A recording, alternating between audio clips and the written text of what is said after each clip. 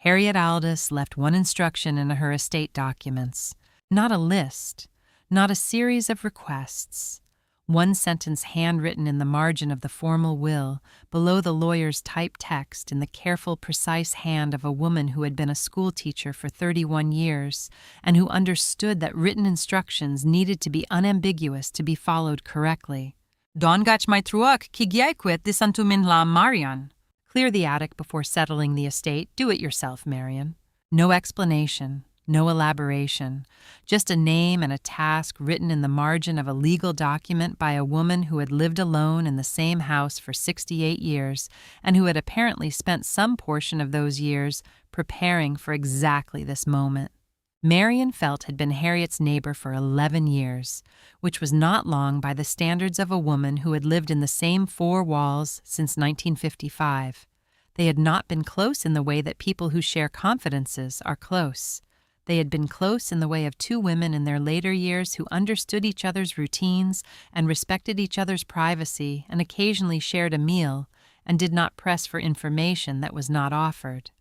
Marian had worked at the Vermont State Library for 38 years. Harriet had taught third grade. They had in common the particular discipline of people who organized other people's information for a living and understood in their bones the difference between what was recorded and what was true. When the estate lawyer called, Marian had not been surprised by the instruction. She had been surprised that it had taken Harriet this long to make it official.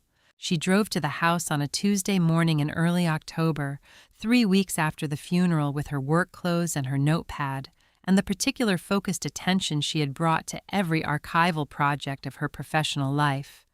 She unlocked the front door with the key the lawyer had given her and went through the house quickly, a librarian's survey establishing the geography before examining the detail. The ground floor was as she remembered it from visits orderly plain, the home of someone who had reduced their environment to what was necessary and had maintained it without sentiment. The kitchen clean. The parlor with its 2 chairs and its bookcase and the small side table where Harriet had always set her tea. The bedroom at the back, the door closed, which Marian left closed. She went to the attic stairs. The access was through a door at the end of the second-floor hallway, a narrow door, the kind designed for storage rather than passage, the stairs behind it steep and enclosed. She had been in this attic once before years ago, helping Harriet move a box in from the hallway. She had not looked around on that occasion. Harriet had not invited looking around. She climbed the stairs and found the light switch at the top and turned it on. She stood in the doorway and did not move for a moment. The attic ran the full length of the house, a long, low space, the roof pitch giving adequate headroom in the center and diminishing toward the eaves on each side. Cleaned the floors, swept the surfaces free of the random accumulation that characterized most attics she had encountered. No broken furniture, no bags of old clothing, no boxes of miscellaneous objects accumulated without system or purpose. 2 rows of cardboard boxes, one along each long wall running from the front of the attic to the back, each box sealed with packing tape, each box labeled on the front face in black marker, the lettering large enough to read from the center of the room. She walked to the nearest box and read the label, 1955. The next, 1956. She walked the length of the left wall, reading each label in sequence.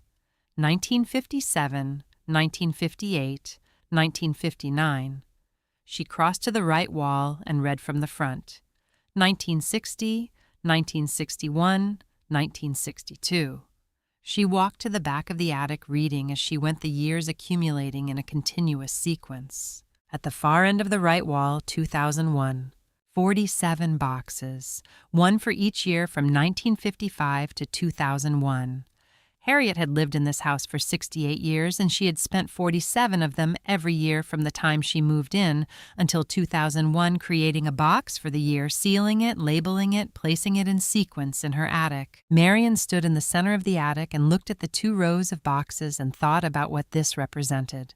Not hoarding, there was nothing random or compulsive about the organization. This was deliberate archival practice applied to a personal life.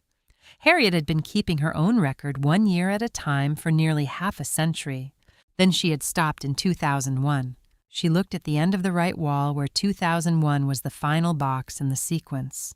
Beyond it, between the last box and the back wall of the attic, a gap, and then something else. Separate from the rows pushed back against the rear wall, not in sequence, not labeled with a year, a single box. Wrapped in brown paper rather than left as plain cardboard, the wrapping tied with twine, the paper sealed at the edges with wax, dark red wax applied carefully at each fold and junction, preserved against anything that might work through the paper over time. A slip of paper was tucked under the twine, folded once. She crossed to it and crouched down and read what was written on it in pencil, the same careful hand as the instruction in the will margin the letters formed, with the particular attention of someone who understood that what was written on a small piece of paper in pencil needed to be legible for a very long time. One word: last. Not a year, not a date, not 2002 or any number that would have placed it in the sequence with the others. Last! Marian knelt beside the box and looked at it for a long moment. The brown paper wrapping the twine, the dark red wax at each sealed edge, the single word on the slip of paper in Harriet's handwriting. She had been an archivist for 38 years, and she understood the difference between a box placed in a sequence and a box placed apart from the sequence. The 47 labeled boxes along the two walls were a record. This box was something else, something that existed outside the chronological order, outside the year-by-year accounting of an ordinary life, something that Harriet had needed to keep but had not been able to place in the sequence with everything else. Something that predated 1955, she thought, or something that could not be contained by a single year. Something that was last, not in the sense of final, but in the sense of the thing that came after everything else had been accounted for. The remainder. What was left when the record was complete. She did not open it. Not yet. She went back to the left wall and lifted the first box, 1955, and carried it to the center of the attic where the headroom was adequate for sitting, and she sat down on the clean floor and took out her notepad and her examination gloves and began to work. She had 47 years to read before she was ready for the last one. She began with 1955. Marian had driven to the house on a Tuesday morning in early October with her work clothes and her notepad and the careful, methodical attention she had brought to every archival project of her professional life. She had been a state librarian for 38 years. She had processed estate collections before, had sat with the accumulated objects of strangers' lives, and had organized them into records that would outlast the living. She understood that this was different because she had known Harriet, but she had decided on the drive over that she would not allow the knowing to change the method. The method was what made the work trustworthy. She carried the first box to the center of the attic and sat on the clean floor and opened it. 1955 was the year Harriet had moved into the house. She would have been 13 years old. Marian did the arithmetic in her notepad. Born 1942, moved in 1955. A young teenager in a house her parents had purchased, and where she would remain as it turned out for the next 68 years. The box held what the first year of a new life might hold: grocery receipts from a store, whose name she recognized from old photographs of downtown Rutland, a postcard from a school friend addressed to Harriet at the new address, the program from a church concert, a report card. Small things, the scale of a 13-year-old's documented life. She photographed each item, noted it in her inventory, replaced it in the box. She resealed the box with fresh tape and moved it to the left wall and took down 1956. She worked through the morning. The boxes were consistent in their character, not identical in content, because lives changed year by year and the objects that documented them changed accordingly, but consistent in their discipline. Harriet had not kept everything. She had not been a person who accumulated without editing. What was in each box was what she had decided was worth keeping a selection, rather than a deposit each item retained, because Harriet had held it in her hands and judged it worth holding.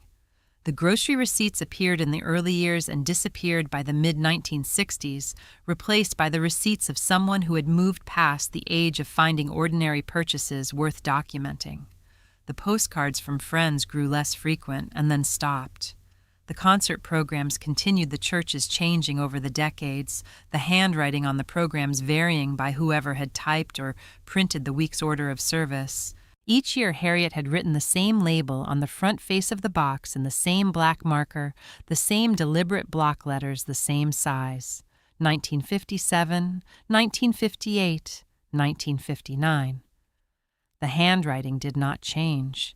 The consistency was itself a kind of document, the record of a woman who had maintained the same practice in the same way across the full span of her adult life, without interruption, without apparent variation in her commitment to the practice.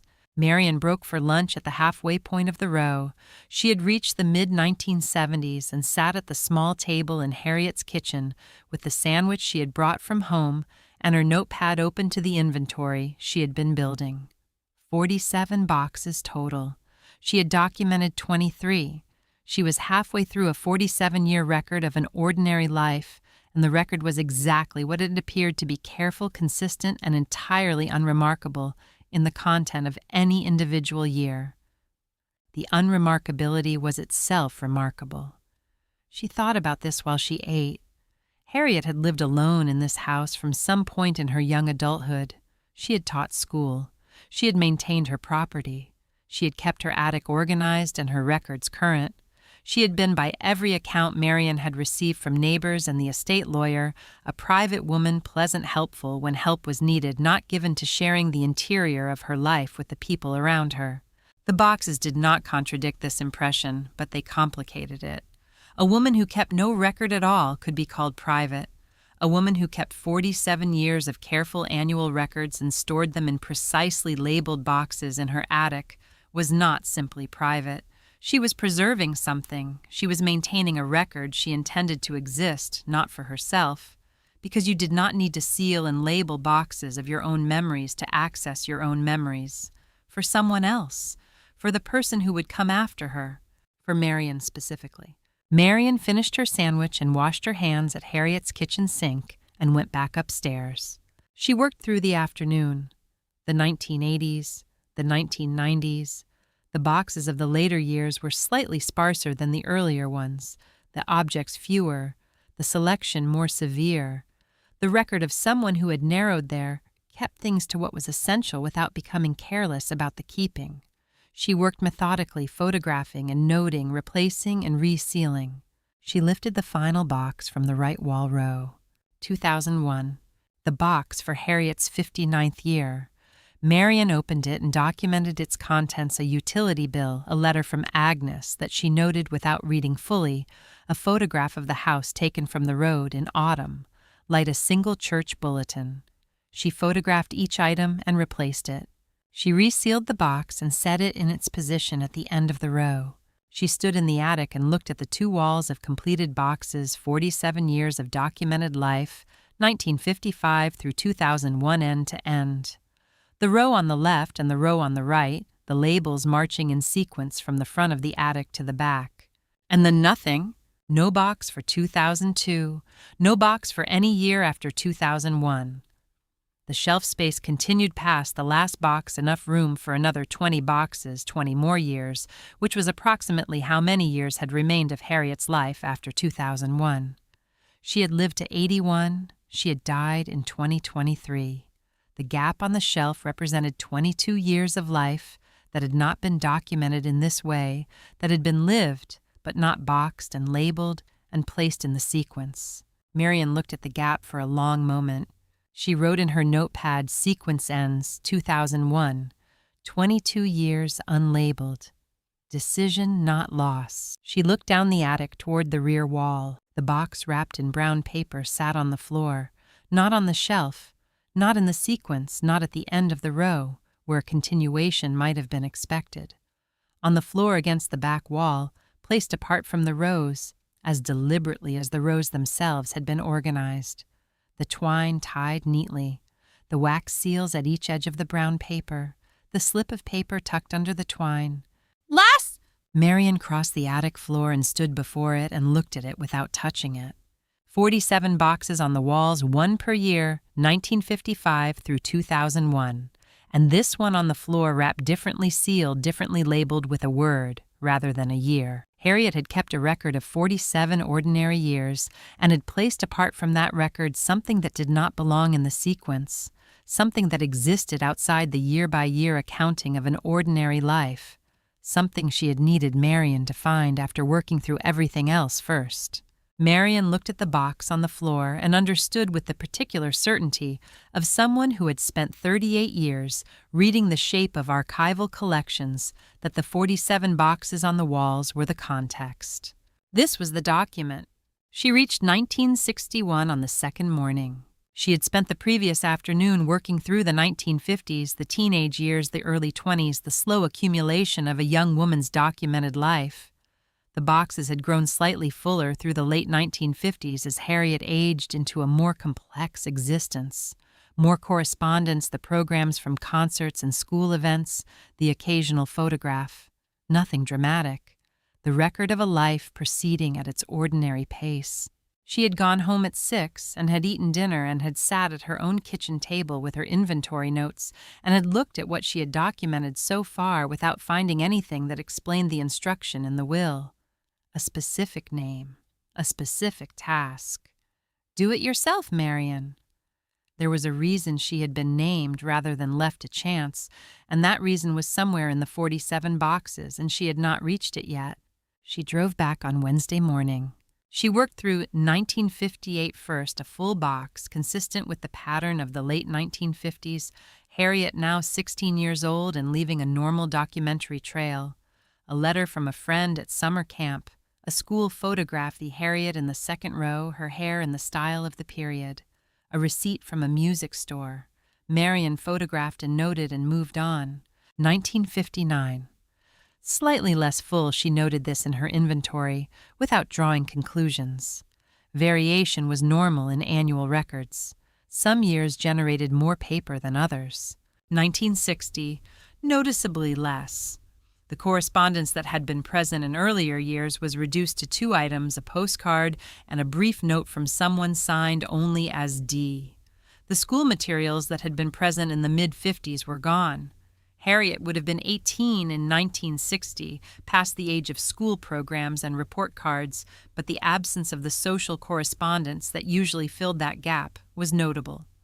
Marian photographed the 2 items and wrote in her notepad 1960 reduced.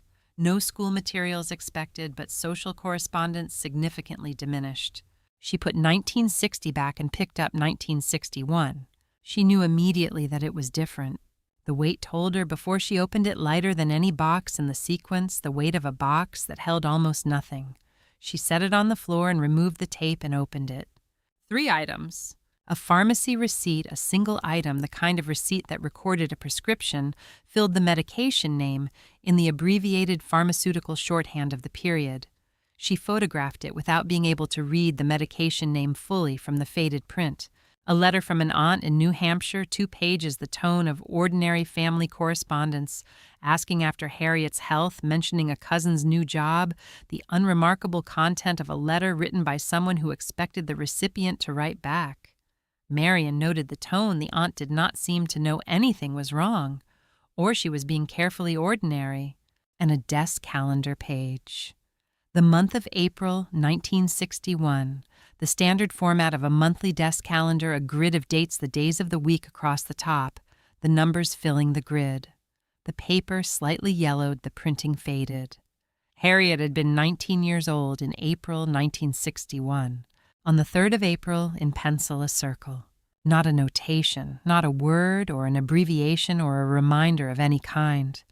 Just a circle drawn around the number 3 in the April grid, the pencil line closed, and even the mark of someone encircling something, rather than marking it casually. Marian looked at the circle for a long time. She had worked with records for 38 years, and she had learned to read what was present and what was absent with equal attention, because the absent things were often more informative than the present ones. The 1961 box was almost empty. A year of a 19-year-old woman's life had been reduced to 3 items, and one of those items was a calendar page with a single date circled in pencil and nothing else to indicate why. A librarian and archivist's reading of this, the box had been edited. Not incompletely filled, edited. Someone had gone through the year's materials and had removed most of them, leaving only what remained.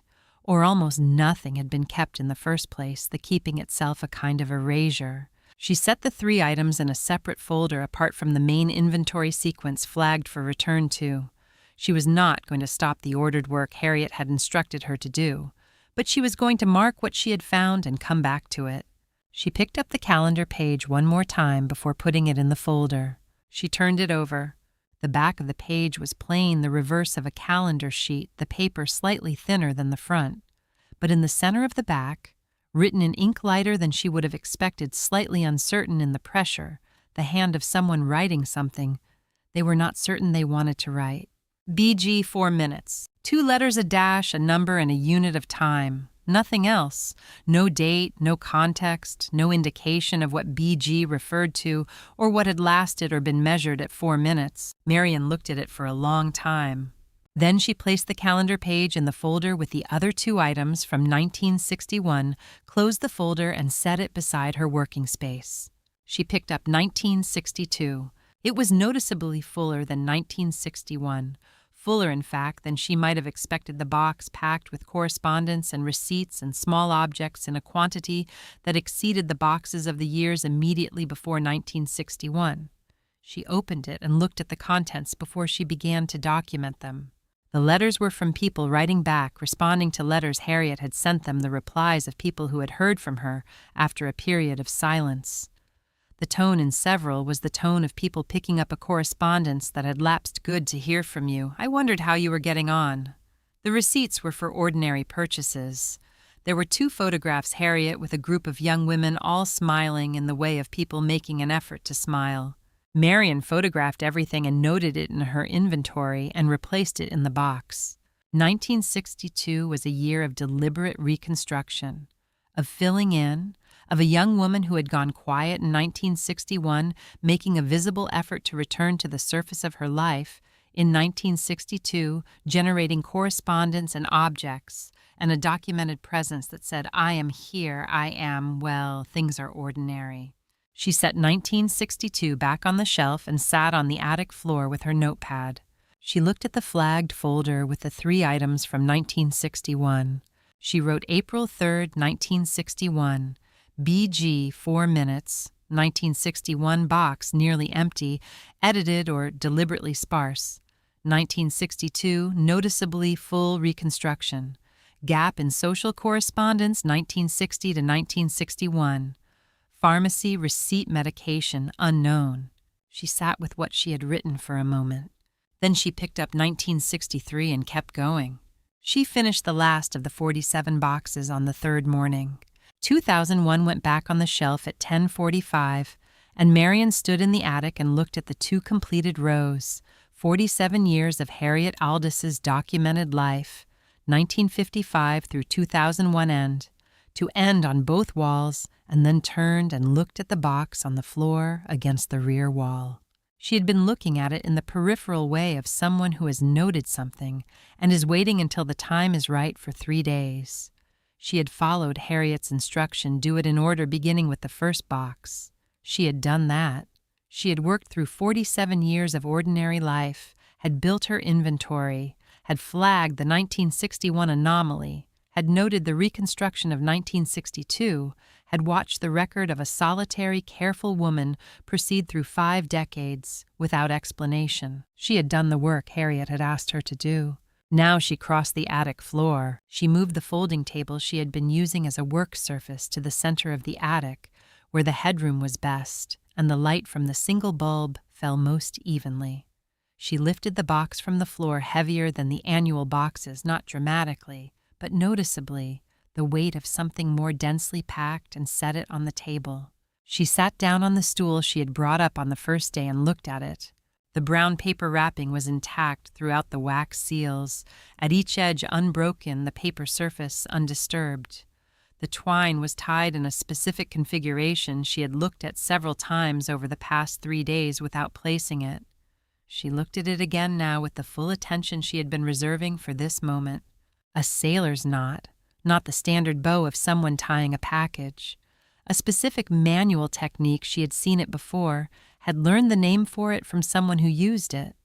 Harriet's father had been a carpenter who had also worked summers on the lake, And he had tied things this way, and Harriet had learned it from him when she was young, because he had taught her the way people taught things in families without formal instruction, by doing it in front of someone until they could do it themselves. Marian had watched Harriet tie this knot once years ago, securing a bundle of newspapers for recycling. She had commented on it, had asked where she learned it. Harriet had said my father. Nothing more. She had tied the box with her father's knot. Marian untied it, carefully working the configuration backward, without cutting, preserving the twine as a complete piece. She set it on the table beside the box. Then she worked the wax seals loose at each edge of the brown paper, the wax releasing cleanly, the paper unfolding in sections to reveal the box beneath. The box was older than its wrapping, cardboard the kind used for medium storage in the mid-20th century, the corners reinforced with cloth tape. The brown cloth tape that had been standard before plastic tape was common, applied over the original corners where the cardboard had been vulnerable. The reinforcement was old. The tape had darkened and hardened with age, but held the corners intact. On the lid, in the same black marker as the 47 annual labels, the same hand, the same block letters, the same size, 2 words. "These are hers." "Not mine, not ours, hers." Marian sat with the lid closed for a moment. Harriet had spent 68 years in this house and had left behind 47 years of careful annual records, and one box she had labeled with a pronoun that pointed outward rather than inward. Everything in the 47 boxes was hers, in the sense of belonging to her. Her receipts, her letters, her photographs, the documented evidence of her own life. This box was hers in a different sense. It contained things that belonged to someone else. Things Harriet had kept for someone who did not know she had been keeping them. Marian lifted the lid. She looked at the contents before she touched anything, the discipline of 38 years, the archivist's rule that the first view of an unopened collection was irreplaceable and had to be documented before it was disturbed. She photographed the interior. Then she reached in and lifted the first item. It was wrapped in tissue paper, the thin, slightly translucent tissue used for delicate objects, folded around something small and soft. She unwrapped it slowly, the tissue coming away in layers, each fold, deliberate and intact, the wrapping of someone who had wrapped this object with attention to its preservation. Inside a small white garment, an infant's shirt, the size of a newborn. She had seen enough baby photographs in the 47 boxes to have a sense of scale, and this was very small, the shirt of a baby in its first days. White cotton, the fabric soft and slightly worn at the edges, in the way of something that had been laundered and worn and laundered again before it was put away. A pale green ribbon threaded through the neckline, still tied in a small bow. A single button at the collarbone, or a shell small as a fingernail, intact. She held it in her examination-gloved hands and looked at it. It had been worn.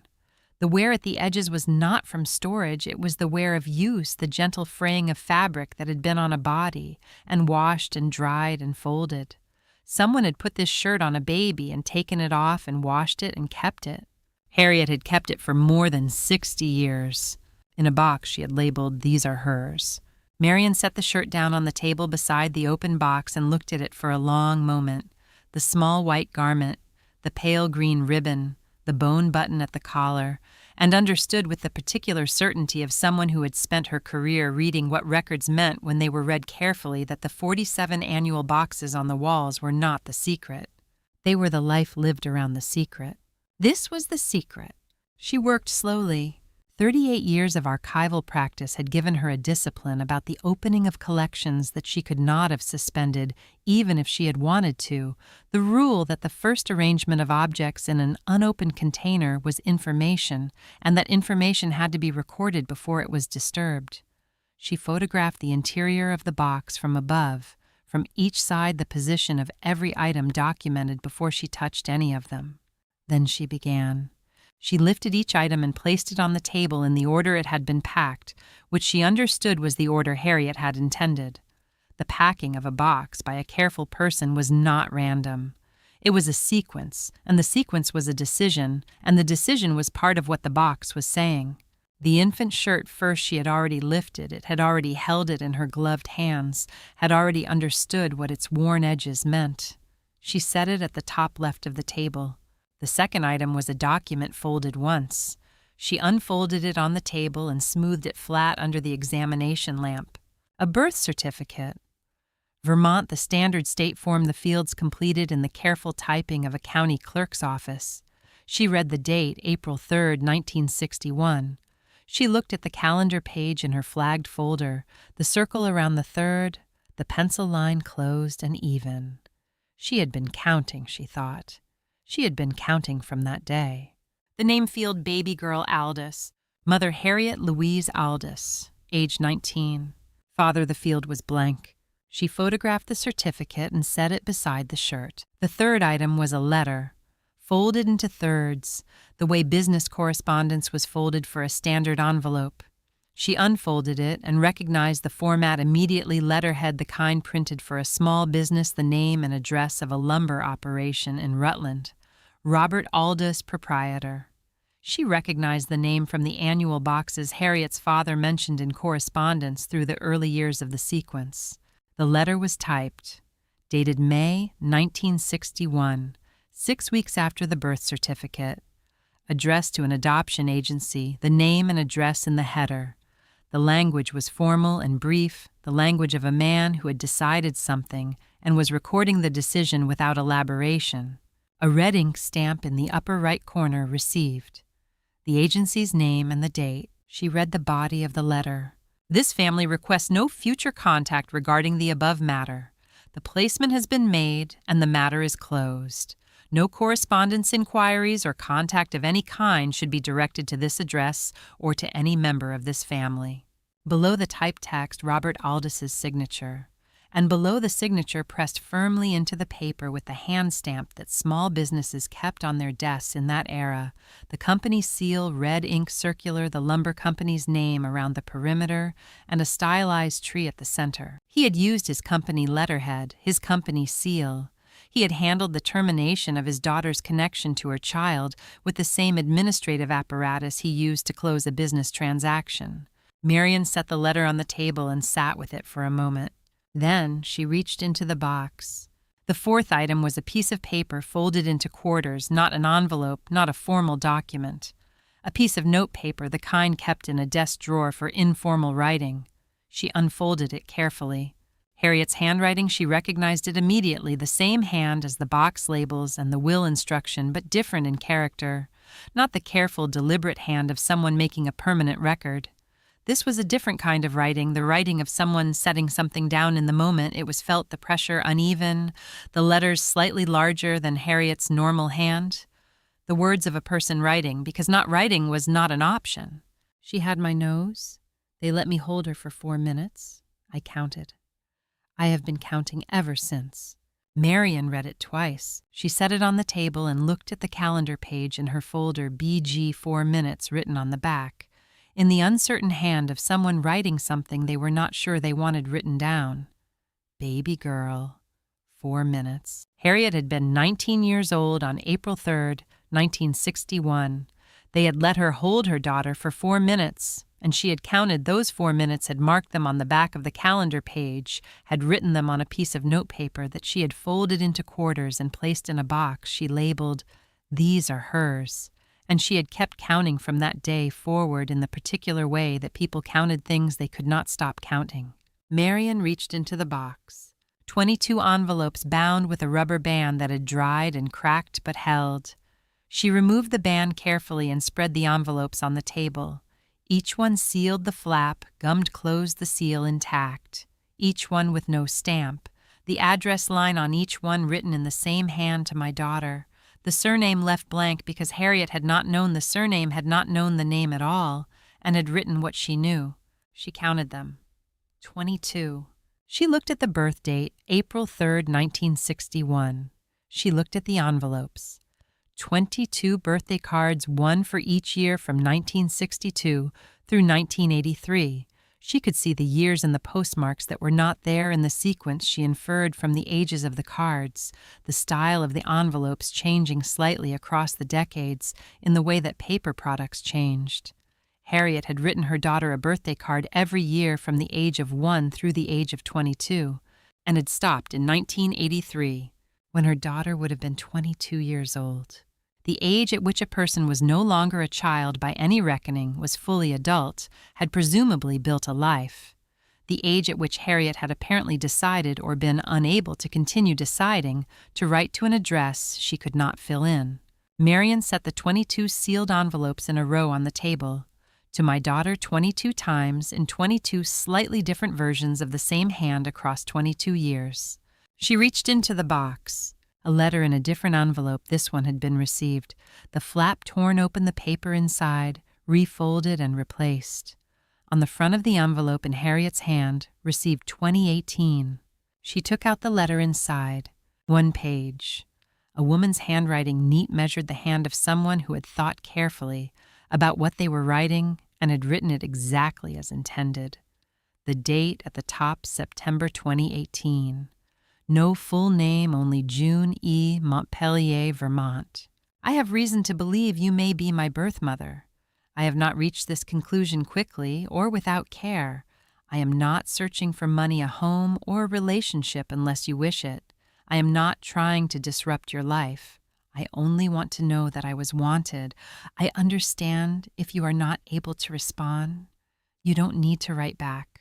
Marian read it once, then she read it again. I only want to know that I was wanted. She set the letter on the table. She reached into the box for the final item.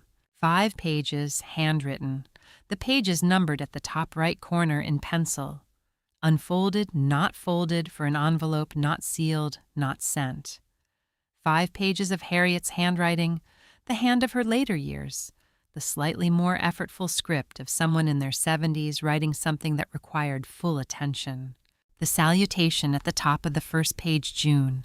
Not dear June, not to June, just June, as if she had been saying the name to herself for a while before she wrote it down.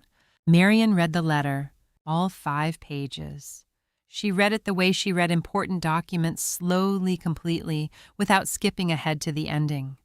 Harriet had written about April 3, 1961. She had written about the 4 minutes. She had written about her father's decision and her own inability at 19 to oppose it, and her decades of understanding that her inability had not been weakness but the particular powerlessness of a young woman in 1961 in a family where a decision had been made by the person with the authority to make it. She had written about the birthday cards, had explained simply that she had written one every year and had not been able to send it because she had not had an address. She had written about finding June's letter in 2018 and reading it so many times that she had memorized the last sentence. I only want to know that I was wanted. Harriet had written, you were wanted every day of every year. I know that doesn't fix anything. I just needed you to know. Marian turned to the last page. The letter ended there with the signature Harriet written in the full, unhurried hand of someone who had said what they needed to say. Below the signature, added in pencil at a different time, the pencil a slightly different shade, the addition made on a different occasion from the writing of the letter. March 14, 2023. Marian will find this. She will know what to do. 3 months before Harriet died, Marian sat at the folding table in the attic of Harriet Aldis's house with the 5 pages of an unsent letter in her hands and the 22 sealed birthday cards in a row before her, and the infant shirt folded in its tissue paper at the top left of the table, and she looked at what Harriet had assembled and kept and sealed and labeled and left for her to find. Harriet had written the letter. She had written it completely, all 5 pages, every word she had needed to say. She had not been unable to write it. She had been unable to put it in an envelope, and she had died with it in the box in the attic with Marian's name written in pencil below the signature, in the specific faith that Marian would find it and would understand what it was and would know what to do. Harriet wrote the complete response but never put it in an envelope and left it for Marian with the words, "She will know what to do. If you were Marian right now, what would you do? Leave your answer below." She found June Elliott on a Thursday morning.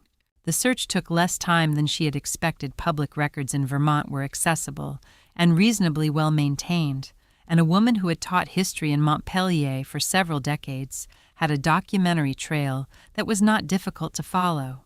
Marion worked through the county voter registration and the Retired Educators Association listing, and a brief mention in a 2021 local newspaper article about a school where June had taught for 22 years. June Elliott, retired 2021, Montpellier, Vermont, still at the same address she had listed in the 2018 letter. Marion found the telephone number in the county directory, a landline the kind that people of a certain generation maintained because they had always had one and saw no reason to stop. She wrote it in her notepad and looked at it for a moment. She was standing in the attic of Harriet's house.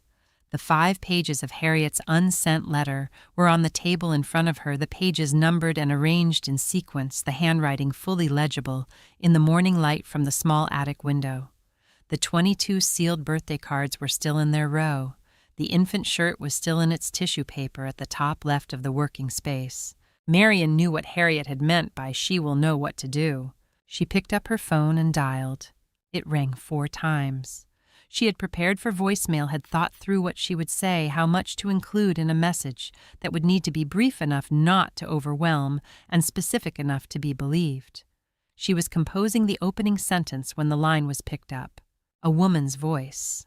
Clear measured the voice of someone accustomed to speaking to classrooms, the particular quality of a person who had spent decades making information accessible to people who were encountering it for the first time.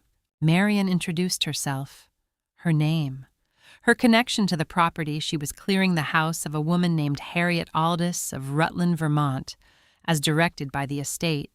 She said she was doing this as carefully as she could. Then she asked, "Did you send a letter to this address in 2018? A pause. Not the pause of someone who did not understand the question, the pause of someone who had been waiting for a specific kind of call for a long time and was verifying that this was it. "Yes," June said. Marion said Harriet read it. She heard June's breathing change. "She wrote a response," Marion said. "She wrote it completely, 5 pages by hand. She never sent it." The line was quiet for a moment. Then she wrote back. "Yes. She wrote back." Not a question the second time. The processing of information that had arrived faster than the preparation for it. Marion said, "I have the letter in front of me. I'm standing in her attic. I'd like to read it to you if that's all right. All of it from the beginning." Another pause. Longer. "Yes," June said. "Please." Marion picked up the first page. She read the way she had always read important documents aloud at the pace the writing required, not faster, giving each sentence the space to be received before the next one arrived.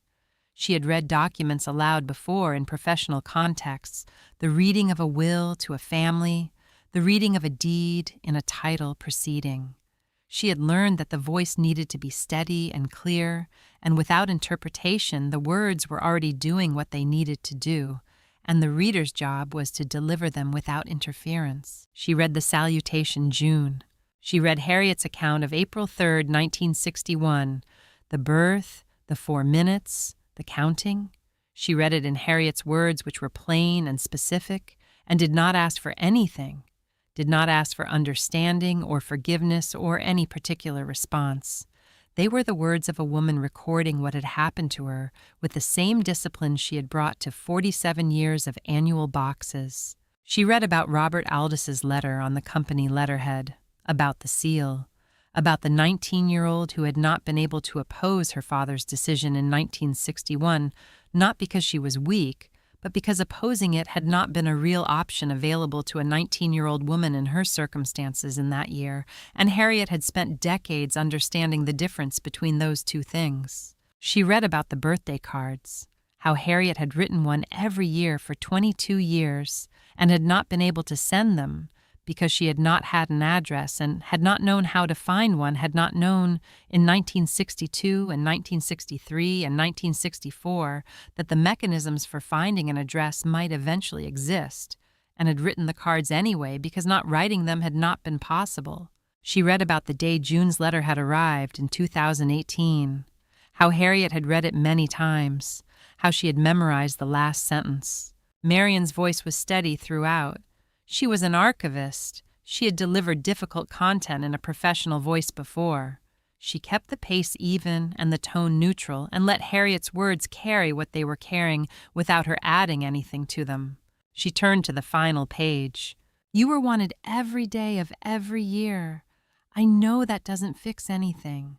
I know it doesn't give back what was taken or explain the years or make the silence make sense. I have no explanation for the silence that would satisfy either of us. I can only tell you what was true inside it. You were wanted. From April 3rd, 1961, you were wanted. I counted the 4 minutes they let me hold you, and I have counted from them ever since. I do not know what your life has been. I hope it has been full of things worth counting. I am sorry I could not find you sooner. I am sorry I could not send this letter when I received yours. I wrote it and I could not make myself put it in an envelope, and I don't fully understand why. I think perhaps because receiving your letter felt like something I was not allowed to have, and writing back felt like claiming something I had been told I had no right to claim. You were wanted. That is the thing I need you to know. I just needed you to know that. She read the signature, Harriet. She read the penciled edition below. It added months later, March 14th, 2023. Marion will find this. She will know what to do. She stopped. The attic was very quiet. On the other end of the line, June did not speak for a long moment. Marion heard her breathing the particular quality of someone who was working through something that required the whole of their attention. Then June set her voice steady in the way of someone who had learned to hold herself steady in difficult moments. She kept something of mine, didn't she? It was not quite a question. The voice of a woman who had been a history teacher for decades, who understood how to read between the words of a document. Marion looked at the table, the infant shirt folded in its tissue paper, the pale green ribbon still tied in its small bow, the bone button at the collar, the shirt that had been worn and washed and folded and kept for 62 years in a box labeled, "These are hers," in an attic in Rutland, Vermont, by a woman who had written 22 birthday cards to an address she could not fill in. Yes, Marion said. She did. June arrived at 2:30 in the afternoon. Marion heard the car on the gravel lane and went to the front door and stood on the porch while June parked and got out. A woman in her early 60s, the same age Harriet had been when Marion had first become her neighbor, the coincidence of it not lost on her. Tall, the posture of someone who had stood in front of classrooms for decades, the particular uprightness of a person accustomed to being looked at while speaking. She walked toward the house without hurrying, looking at the facade, the white clapboard, the porch, the old maple at the southeast corner. Marion understood that June was looking at the house the way Marion had looked at the attic boxes, establishing the geography before approaching the detail. They shook hands at the door. Not an embrace. Marion had understood from the phone call that June was a person who moved carefully, and Marion was a person who moved carefully, and the handshake was the right greeting for two careful people meeting for the first time in complicated circumstances. They went to the kitchen. Marion had made tea without deciding to the automatic hospitality of someone who needed something to do with her hands while she waited. She had set the box on the kitchen table before June arrived. The lid closed the items inside in their documented order. She had placed 2 chairs at the same side of the table rather than opposite each other, which felt correct for what this was. Not a meeting across a surface. 2 people sitting with something together. June sat and looked at the box without speaking. Marion set the tea down and sat beside her. She took the infant shirt from the box and placed it on the table in front of June, still in its tissue paper, the folds of the wrapping intact. June looked at it. She did not reach for it immediately. She sat with her hands in her lap and looked at the small white garment in its tissue paper, and Marion looked at her looking at it and said nothing, because there was nothing to say that the shirt was not already saying. After a long moment, June said, "Tell me about the birthday cards."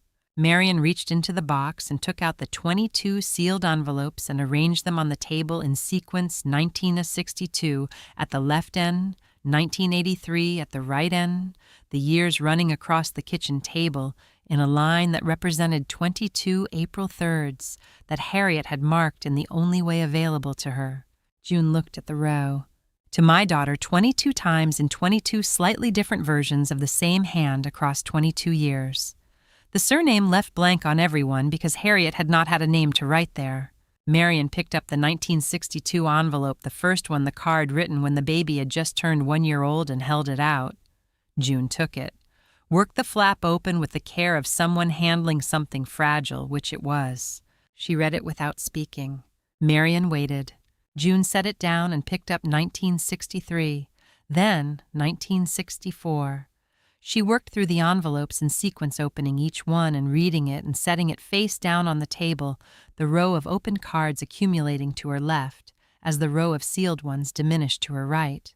Marion did not read along. She sat beside June and looked at the kitchen, the cast iron range, the window over the sink, the clean surfaces of a house that had been maintained across 68 years by a woman who was not in it anymore.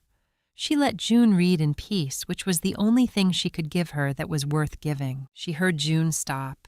Not at the end. The row of sealed envelopes still had several cards remaining. Marion looked at the card in June's hands. 1971. June was reading the same line twice. Marion could tell from the way her eyes tracked back to the beginning of the sentence forward again, the movement of someone confirming what they had read. She did not ask what the line said. She would see it when June set the card down. June set it down. Marion looked at the handwriting on the open card, the section June had stopped at. You would be 10 years old today. I think you might like reading. I hope someone has given you books.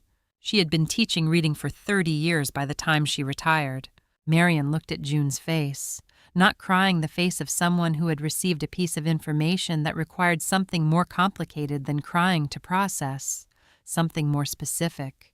The face of a woman encountering evidence of a connection that had existed without her knowledge across the full span of her life, a connection made of educated guesses and careful attention from a distance, an attention that had been right in the specific and particular way that mattered. June continued. 1972, 1973. Through the 1970s and into the 1980s, the handwriting of the cards changing incrementally as Harriet aged through her 30s, the change visible only across the span of the sequence. The content of the cards shifted too, the early ones written to a baby, and then a young child, the later ones written to a young woman, the imagined person in the cards, growing more specific and more fully realized as the years accumulated. She reached 1983.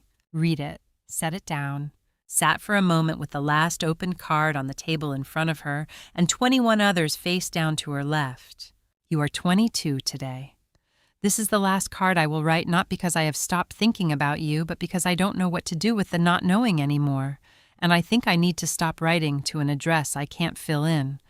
I hope you are well. I hope you are somewhere you chose. I hope there is someone who knows your birthday and marks it. June read the last card and set it down and looked at the kitchen table. 22 sealed envelopes open now, the sequence complete. To my daughter 22 times, the surname blank 22 times. Marion did not speak. The afternoon light came through the kitchen window and fell across the table between them in the slow way of late October light that did not hurry. After a long time, June said, I need to meet Agnes. Marion said, Dale won't make that easy. June looked at her. Dale is not the person I want to meet. Harriet guessed right. June had spent her life teaching books. If this moment moved, you press, like it helps this story find the people who need to hear it. Marion called Dale on a Friday morning. She had thought about how to approach the conversation and had decided on directness, not unkind but plain. She had been a librarian for 38 years, and she had learned that the people who needed to be persuaded toward doing the right thing usually needed the right thing to be described clearly without the softening that gave them room to interpret their way out of it. Dale answered on the second ring. He was 66 years old, and she could hear in his voice the particular wariness of someone who had been managing a situation for a long time and had developed across that management a practiced caution about new elements. She introduced herself.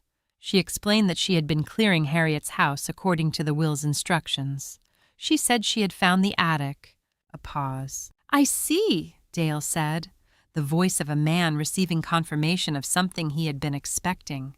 Marion said, There is a woman named June Elliott who wrote to your aunt in 2018. Harriet read the letter and wrote a complete response and never sent it. I have read the response to June. She would like to meet Agnes. My mother is 91, Dale said. She has good days and difficult days. I'm not sure this is... Marion said, the woman your mother has been keeping a secret about for 62 years is standing in front of the possibility of meeting the last living person who was present in 1961. Your mother is 91, June is 63. I am not going to suggest that either of them has unlimited time. She paused. The woman that your mother has carried in her silence for 6 decades deserves to know that the baby was fine. Agnes deserves to know that too. A long pause. Tuesday afternoon, Dale said. She's usually better in the afternoons. The facility was in Burlington, a drive of 40 minutes from Rutland, the October landscape on either side of the road, in its final week of color, before the gray settled in for winter. Marion drove.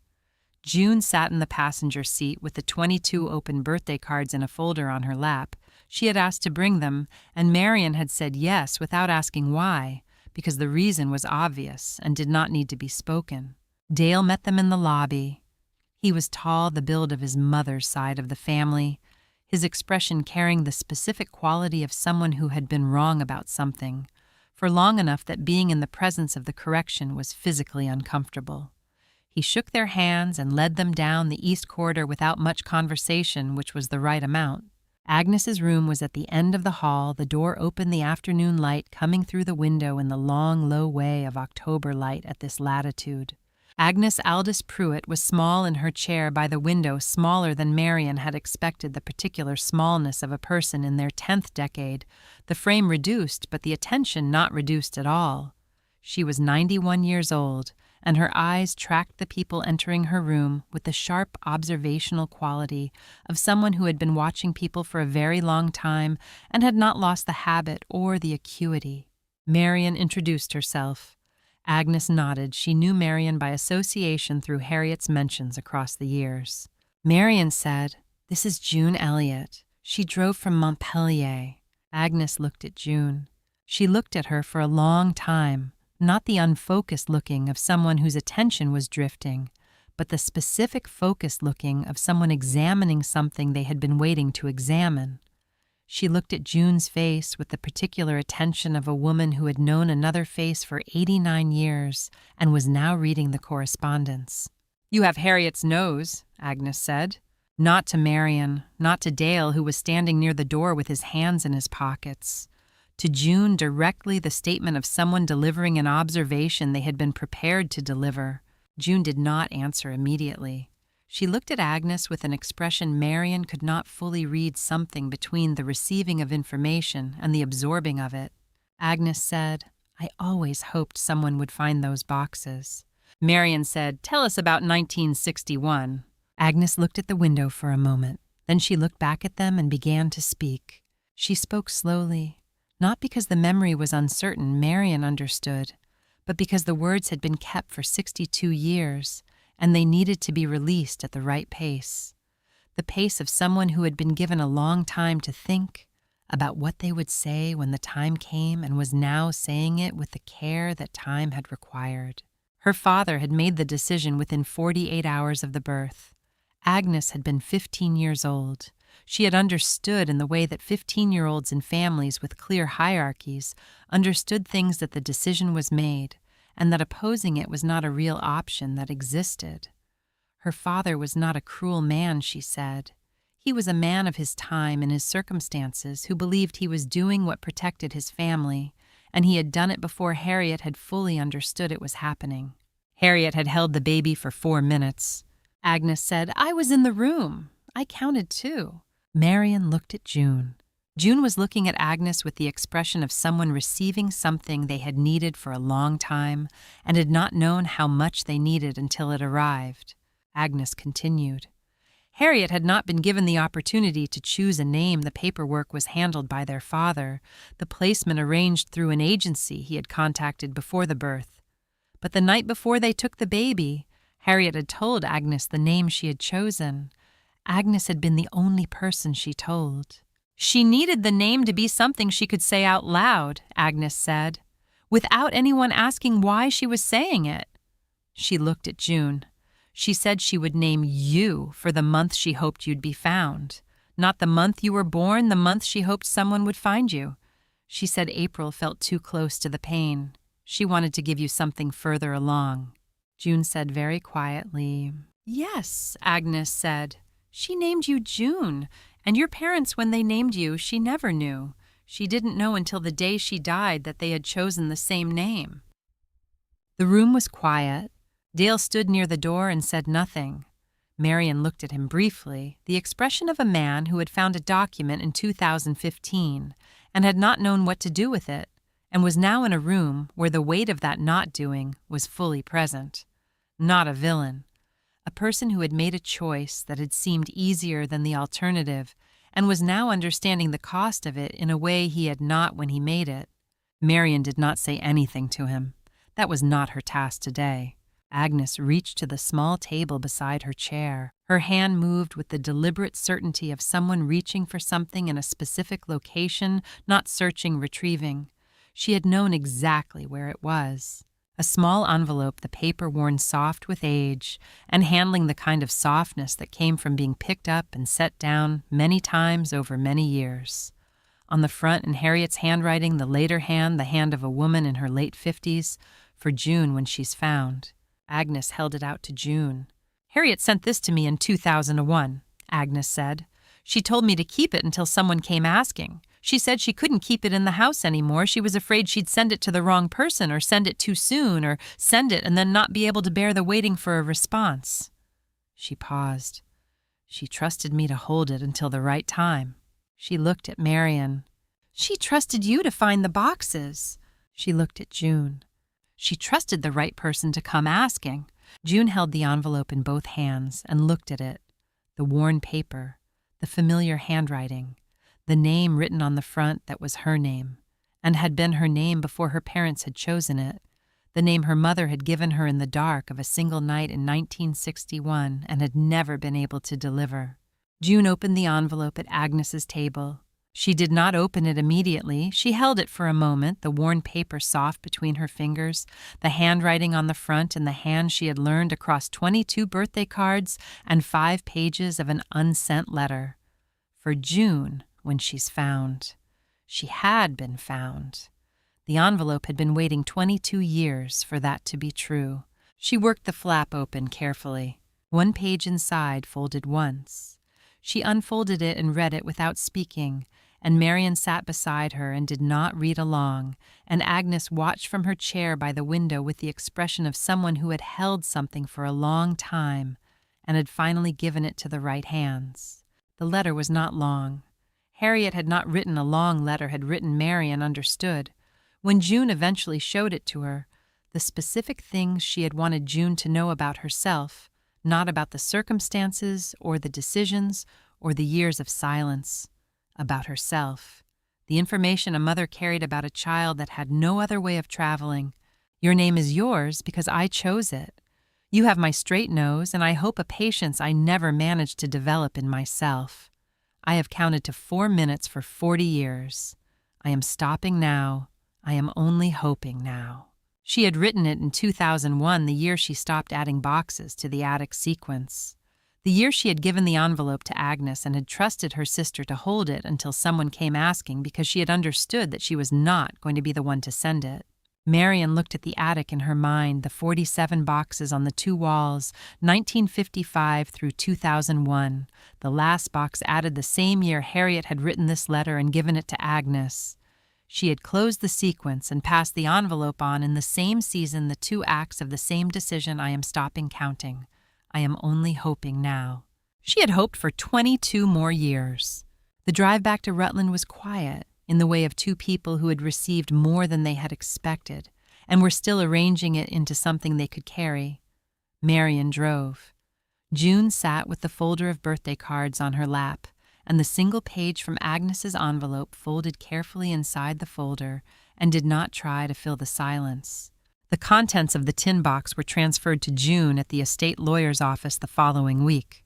The birth certificate, baby girl Aldous, April 3, 1961. Robert Aldis's letter on the company letterhead, the red seal, still pressed firmly into the paper. The request for no future contact made in the language of a business transaction by a man who had believed he was protecting something.